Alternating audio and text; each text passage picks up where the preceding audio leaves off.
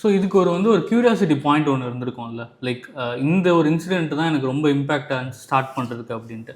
What is that origin story? Like அந்த journey என்ன கரெக்டாக? ஃபார் எக்ஸாம்பிள், நான் 8 வயசில் என்ன பண்ணிகிட்ருப்பேன், இன்றைக்கி 8 வயசில் பசங்க என்ன பண்ணுறாங்க, ஃபிசிக்கலாக அந்த விஷயம் ரொம்ப குறைஞ்சிருக்கோ அப்படிங்கிறத பாயிண்ட். தென் அங்கேருந்து ஸ்டார்ட் ஆனது தான் ஆட்டமிக். டாய்ஸ் ரொம்ப ஸ்டாட்டிக்காக ஒரு பிளாஸ்டிக்ஸு அந்த வேர்ல்டுலேயே நின்றுடுச்சு. அதில் ஒரு டெக் இன்ஃப்யூஸ் ஆகலை. ஸோ இது ரெண்டுத்தையும் இன்ஃப்யூஸ் பண்ணால் மேஜிக்கலான நிறைய விஷயம் பில்ட் பண்ண முடியும் அப்படிங்கிறது தான் ஸ்பார்க். ப்ரூஃப் நான் எங்கள் வீட்டில் இது பார்க்கும்போது, நம்ம அதான் எங்கள் அக்காவோட ஒரு பையனுக்கு தான் கார் மாதிரி ஒரு ப்ராஜெக்ட் பண்ணிகிட்டு இருந்தேன். அது ஒன்றும் இல்லை, ஒரு 4 வீலை போட்டு அந்த கார் போகும்.